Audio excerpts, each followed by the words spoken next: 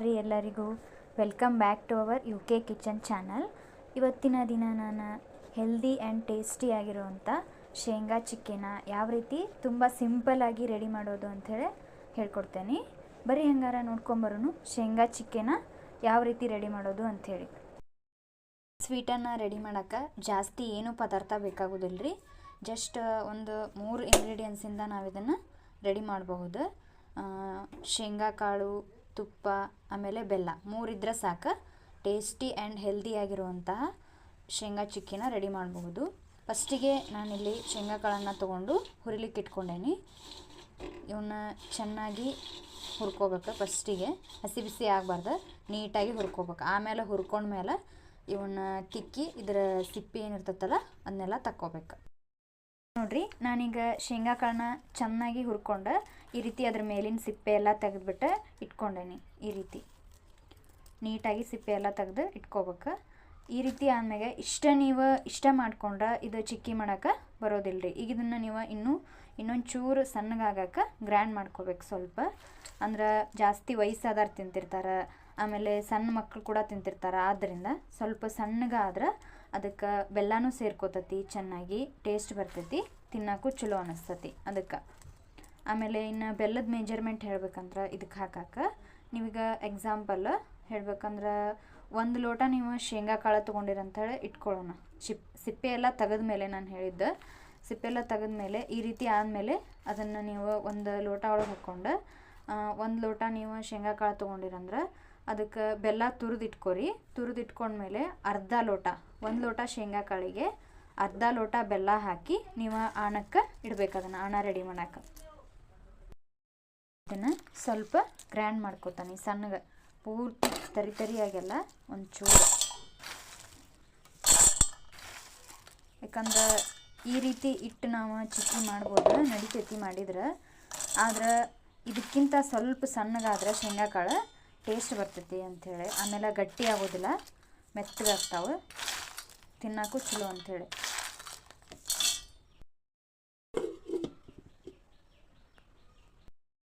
ಮಾಡಿದ್ಮೇಲೆ ಈ ರೀತಿ ಆಗೈತಿ ಸಣ್ಣಗೆ.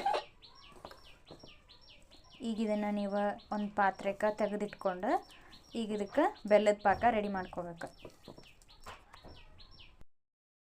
ಪಾಕ ರೆಡಿ ಮಾಡೋಕೆ ಗ್ಯಾಸ್ ಹಚ್ಚಿಟ್ಕೊಂಡು ಅದ್ರ ಮೇಲೆ ಒಂದು ಬಾಣಲೆ ಇಟ್ಕೊಂಡೆ ನಾನು. ಈಗ ಅದು ಕಾದಿಂದ ಅದಕ್ಕೆ ಒಂದು ಅರ್ಧ ಸ್ಪೂನಷ್ಟು ತುಪ್ಪ ಹಾಕ್ಬೇಕು. ತುಪ್ಪ ಹಾಕಿ ನೀವೇನು ತುರಿದಿಟ್ಕೊಂಡಿರ್ತೀರಲ್ಲ ಮೆಜರ್ಮೆಂಟ್ ನೋಡ್ಕೊಂಡು ಬೆಲ್ಲ ಅದನ್ನು ಇದಕ್ಕೆ ಹಾಕ್ಕೋಬೇಕು. ನೀವು ಎಷ್ಟು ಶೇಂಗಾ ಕಾಳು ಇರ್ತೈತಲ್ಲ ಅದನ್ನು ನೋಡಿಕೊಂಡು ಅದರ ಅಳತಿನ ಬೆಲ್ಲ ತೊಗೋಬೇಕು. 1 ಗ್ಲಾಸ್ ನೀವು ಶೇಂಗಾ ಕಾಳು ತೊಗೊಂಡಿರಂದ್ರೆ ಅರ್ಧ ಗ್ಲಾಸ್ ಬೆಲ್ಲ ತೊಗೋಬೇಕು. ನಿಮ್ಗೆ ಗೊತ್ತಾಗ್ತೈತಿ ನೀವು ಎಷ್ಟು ಮಾಡ್ಕೋತಿರೋ ಅದ್ರ ಮೇಲೆ ಡಿಪೆಂಡ್ ಆಳ್ತಿ.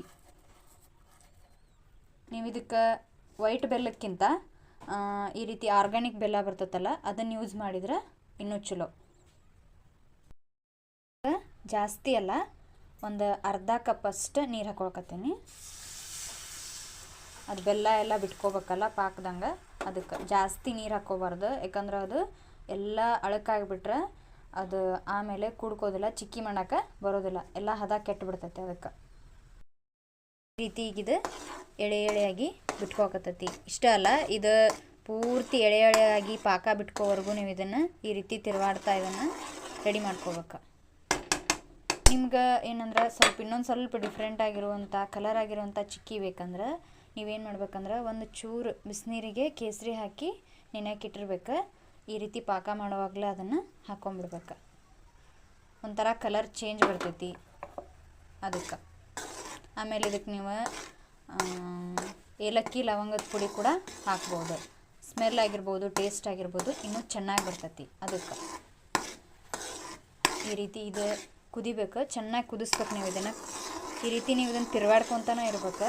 ಯಾಕಂದ್ರೆ ಅದು ತಳ ಹಿಡ್ಕೊಂಡ್ಬಿಟ್ರೆ ಕಷ್ಟ, ಅದಕ್ಕೆ ಈ ರೀತಿ ತಿರುವಾಡ್ಕೊತಾನೆ ಇರ್ಬೇಕು. ಆಮೇಲೆ ಅದು ಎಳೆ ಪಾಕ ಬಿಡ್ತೈತಿ. ನಿಮಗೆ ಹೆಂಗೆ ಎಳೆ ಪಾಕ ಬಿಟ್ಟಿದ್ದು ಗೊತ್ತಾಗಲಿಲ್ಲ ಅಂದ್ರೆ ನೀವು ಸಪ್ರೇಟ್ ಒಂದು ಪ್ಲೇಟ್ ಒಳಗೆ ತಣ್ಣೀರು ಹಾಕಿಟ್ಕೊರಿ. ಅದ್ರೊಳಗೆ ಹಾಕಿಟ್ಕೊಂಡು ಈ ರೀತಿ ಒಂದು ಚಿಟಿಕೆ ತೊಗೊಂಡು ಅದ್ರೊಳಗೆ ಹಾಕಿ ನೋಡಿರಿ. ಅದು ಒಂದು ರೀತಿ ಚಾಕ್ಲೇಟ್ ರೀತಿ ಕಾಜಿನ ರೀತಿ ಕಾಣ್ತೈತೆ ನಿಮ್ಗೆ. ಹಂಗೆ ಆಗೈತಿ ಅಂತಂದ್ರೆ ಅಷ್ಟೇ ಇದು ನೀಟಾಗಿ ಚಿಕ್ಕಿ ಮಾಡೋಕೆ ಪರ್ಫೆಕ್ಟ್ ಆಗಿರುವಂಥ ಪಾಕ ರೆಡಿ ಆಗೈತೆ ಅಂಥೇಳಿ ನೀವು ತಿಳ್ಕೊಬೋದು.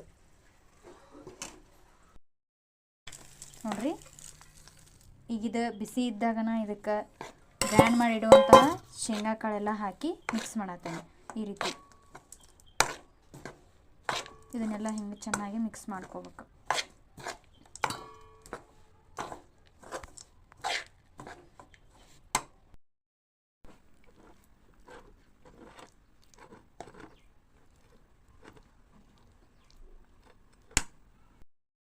ಈ ರೀತಿ ಬಿಸಿ ಇರುವಾಗಲೇ ನೀವು ಒಂದು ಪ್ಲೇಟ್ ಅಥವಾ ಈ ರೀತಿ ಒಂದು ಯಾವ್ದಾದ್ರು ಮಣಿ ತೊಗೊಂಡು ಅದಕ್ಕೆ ಈ ರೀತಿ ಅದಕ್ಕೆ ಒಂದಿಟ್ಟು ಎಣ್ಣೆಯರ ಇಲ್ಲ ತುಪ್ಪಾರ ಒರೆಸಿ ಈ ರೀತಿ ಬಿಸಿದನ ಹಾಕೋಬೇಕು. ಅದು ತಾನ ಆರ್ಕೋತತಿ. ಆಮೇಲೆ ಅದು ಬಿಸಿ ಇರುವಾಗಲೇ ಒಂದು ಚಾಕುಕ್ಕೆ ನೀವು ಎಣ್ಣೆ ಅಥವಾ ತುಪ್ಪ ಒರೆಸಿ ಈ ರೀತಿ ನೀಟಾಗಿ ನಿಮ್ಗೆ ಯಾವ ಸೈಜ್ ಚಿಕ್ಕಿ ಬೇಕೋ ಆ ಸೈಜ್ ನೀವು ಇದನ್ನು ಕಟ್ ಮಾಡ್ಕೋಬೇಕು. ಬಿಸಿ ಇದ್ದಾಗನ ಕಟ್ ಮಾಡ್ಕೋಬೇಕು ಈ ರೀತಿ.